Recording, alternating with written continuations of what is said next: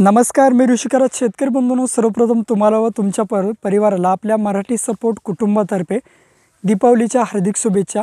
मित्रांनो, या ठिकाणी तुम्ही ऐकलं असेल की व्यवसाय कोणताही असू द्या, कष्टाला पर्याय नाही आणि जर कष्ट हे प्रामाणिक असतील तर यशाला पर्याय नाही. मात्र ही म्हण या ठिकाणी किंवा हा विचार या शेतकऱ्यांच्या बाबतीत खोटा ठरतो. कसा ते सांगतो ते बघा.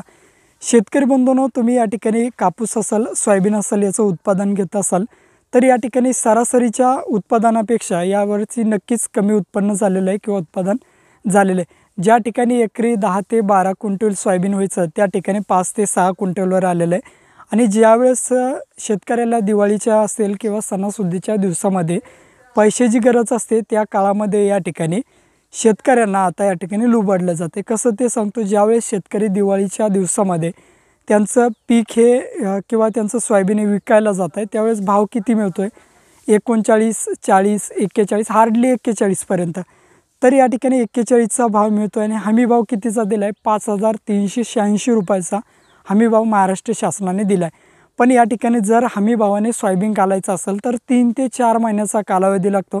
तुम्हाला नाफेडची नोंदणी करणं असेल, तुमचा नंबर येणं असेल आणि त्यानंतर तुमच्या खात्यावरती हे पैसे टाकले जातात. तोवर तर दिवाळीचं सण काही थांबणार नाही आणि शेतकऱ्यांजवळ पैसा काही येणार नाही. मग व्यापारी लोकांची एक स्ट्रॅटर्जी असते बघा. या काळामध्ये शेतकऱ्यांकडे पैसा नसतो. ज्यावेळेस तुम्ही विकायला जाताय त्यावेळेस तुम्हाला भाव मिळतो 39, 40, 41, 42. मग या ठिकाणी हमी भाव जर 5,386 रुपये मिळत असेल आणि जर आपलं सोयाबीन 39 जात असेल, हा जो मधला जो गॅप आहे जवळपास 1,286 रुपयाचा हा जो गॅप आहे, हा गॅप भरून कसा काढायचा किंवा हा जो गॅप आहे कशा पद्धतीने भरायचा, तर यासाठी तुम्हाला लागते भावांतर योजना. कशी ती सांगतो. समजा तुमचं सोयाबीन गेलं या ठिकाणी 39 आणि हमी भाव किती आहे? 5,386 रुपये, म्हणजे जवळपास 1,486 रुपयाचा फरक पडतो आहे. हा जो फरक आहे हा फरक भरून काढण्याचं काम कोण करतात? तर भावांतर योजना. म्हणजे नक्कीच आता सोयाबीनच्या उत्पादनाच्या बाबतीत शेतकऱ्याला गरज आहे ती कशाची? भावांतर योजने. तर महाराष्ट्र शासनाने याकडे लक्ष द्यायला पाहिजे आणि शेतकऱ्यांच्या बाबतीत लवकरात लवकर ही भावांतर योजना या ठिकाणी लागू करायला पाहिजे.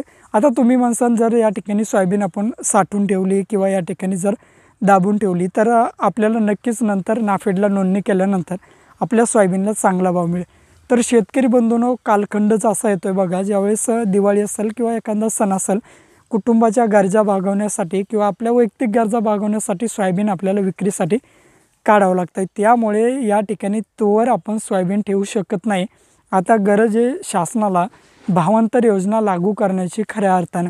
कारण ज्या ठिकाणी 12-13 क्विंटल एकरी उत्पादन व्हायचं तिथं जर 5 ते 6 क्विंटल उत्पन्न होत असेल तर या ठिकाणी शेतकऱ्याला गरज आहे भावांतर योजनेची.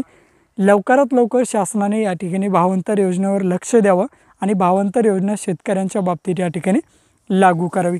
जर भावांतर योजना लागू केली तर नक्कीच जवळपास 1,300-1,400 रुपयाचा जो हा गॅप आहे किंवा हा जो फरक आहे तो फरक भावांतर योजना ही भरून काढत असते. अशी अत्यंत महत्त्वपूर्ण अशी अपडेट होती. व्हिडिओ आवडल्यास व्हिडिओला लाईक आणि आपल्या चॅनलला सबस्क्राईब करायला विसरू नका. पुन्हा एकदा तुम्हाला व तुमच्या कुटुंबांना दिवाळीच्या हार्दिक शुभेच्छा. तुमची दिवाळी निरोगी आनंददायी जाओ.